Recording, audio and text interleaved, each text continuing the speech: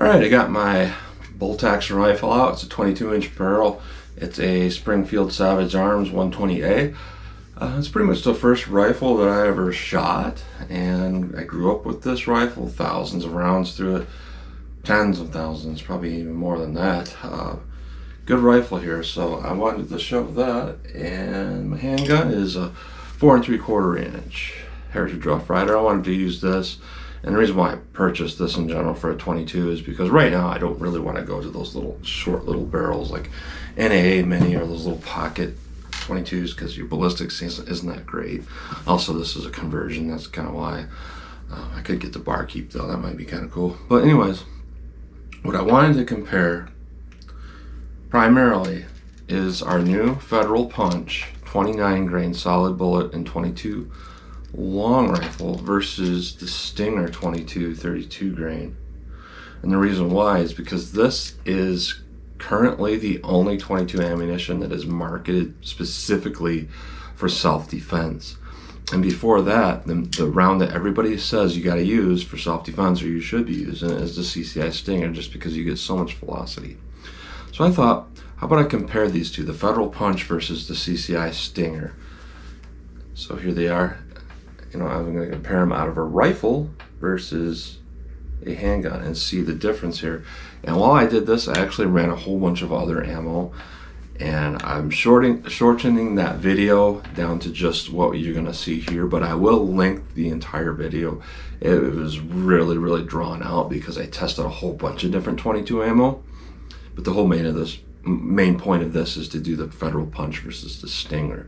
So I wanted to pretty much just make this video our public video that people see, because this is what they're going to want to see. So interesting ammo, this Federal Punch. It's a flat nose 29 grain, and that makes a lot of sense if you want to push deep, because when you're rounded, you know, that bullet wants to kind of yaw a little bit once it hits something, and when it's longer and you have a longer tail on that thing, you know, heavier, it has something to kind of catch and do that. When you have a real short bullet that's flat nosed, it's gonna want to keep pushing forward. So I'm gonna test this stuff and we'll see what kind of results I get. So enjoy the test. We have our CCI Stinger 32 grain. This is rated at 1640 feet per second. I noticed these do have a nickel plated casing.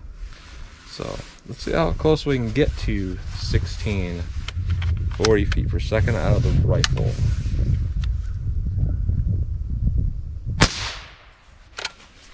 $14.38.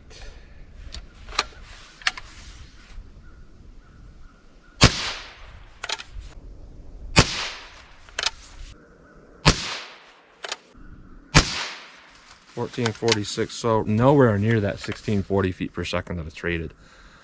All right, CCI Stinger 32 grain in the handgun. Let's see what we get.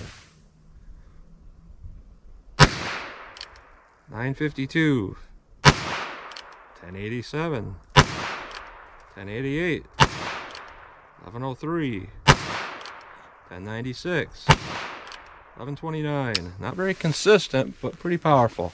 Now the last one to chronograph is going to be that new Federal Punch. Let's see how that does. All right, Federal Punch 29 grain. It also has a nickel plated case. I don't know what the rated velocity is in a rifle. It simply shows 1070 from a 2-inch barrel. So let's find out what we'll get out of a 24-inch rifle.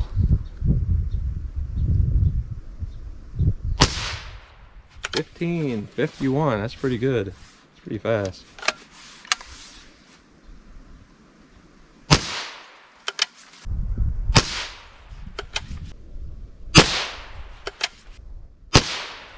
$15.61. All right, Federal Punch in our handgun. Let's see how close we can get to 1070. It's out of a 2-inch barrel. Let's see what we get out of here, though. No read. I think it's at 1142. 1106, yeah. 1170. 1144. 1151. 1141. Really respectable. Pretty nice. All right, now let's hit our ballistics gel block with that medium density fiber board 2 inches into that block. All right, CCI Stinger 32 grain hollow point. Let's see what we get in the rifle.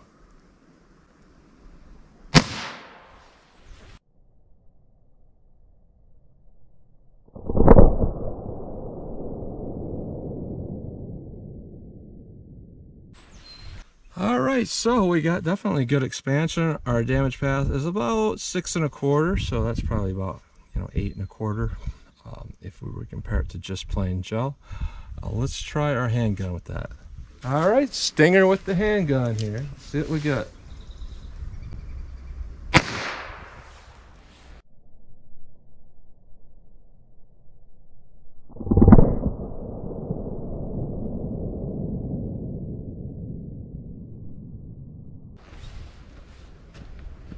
So yeah, we got more of the penetration there. We're at about 8 1/2. That's about 10 1/2 because we got a lot less expansion. All right, so let's move on to our Federal Punch here and see how that compares. All right, Federal Punch and the rifle. Let's see what we get.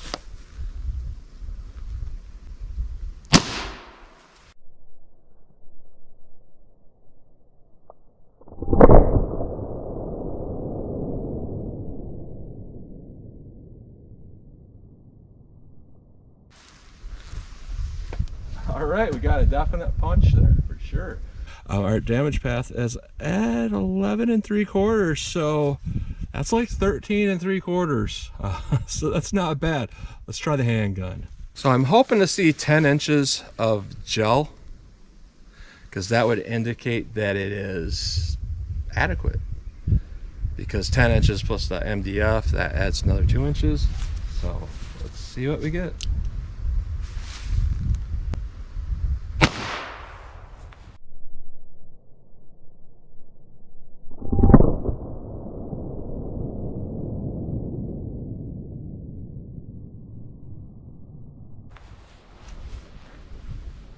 All right, so we're at 11 inches even,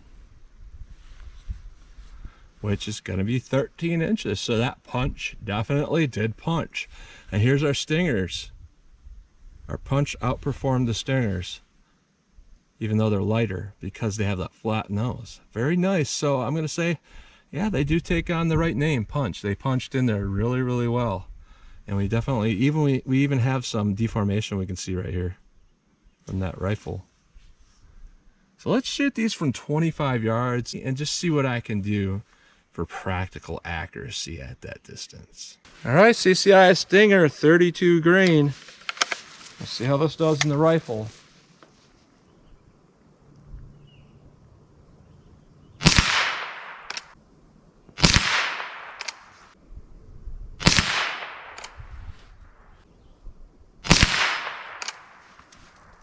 All right, couple rounds at the bird. There we go. Let's try the handgun. All right, Stingers in the handgun. Let's see what we get.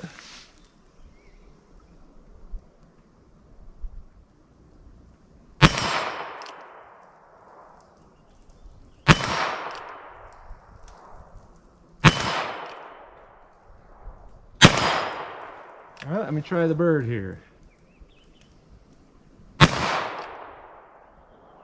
Not quite, but really, really close. That's not the ammo. That was me missing that. Now let's try the Federal Punch. All right, 29 grain Federal Punch in the rifle. See what we can do.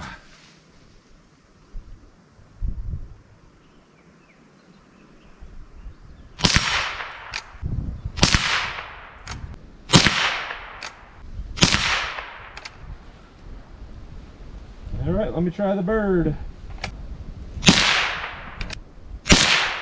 Oh, real close. Let me try the handgun with the punch. All right, Federal Punch in the handgun. Let's see what we can do.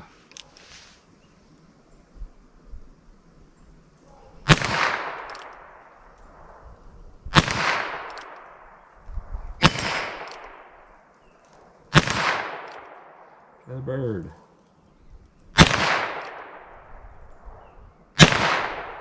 All right, I was not able to hit that bird. All right, for the results, what I saw was the Federal Punch definitely outperformed the Stinger. It just looked like a lot better of a self-defense round. You know, the Stinger, it did expand even in the handgun a little bit, which is pretty spectacular for a hollow point 22 to expand in a handgun. And what we saw was that the penetration wasn't super low in the handgun because it only expanded a little. In the rifle, what we got was a lot of expansion, like really huge amount of expansion, almost double, I think. And that really limited the penetration. So I would probably say you don't want to use stinger in a rifle, maybe in a handgun. Now with our Federal Punch, what we saw was something totally different. We saw almost exactly the same performance in a handgun versus a rifle, even though our velocity was different by like 400 feet per second. So I'm going to say the way that they designed this, they really did a good job with it. You know, there's not really a better way they could have designed a 22 round that's for self-defense and to go from a short barrel to a longer barrel, a rifle, and still have the same performance. I have no doubt we would get that same performance in a little snub nose barrel. So I think they did a really good job with this round. I highly recommend this round if you're going to use a 22 long rifle, because it's doing pretty much what you want it to do. It even outperformed just your basic, 22 lead round nose stuff. Did a really good job. So yeah, that's what you get today. So as always, comment, share, and like, and thanks for watching.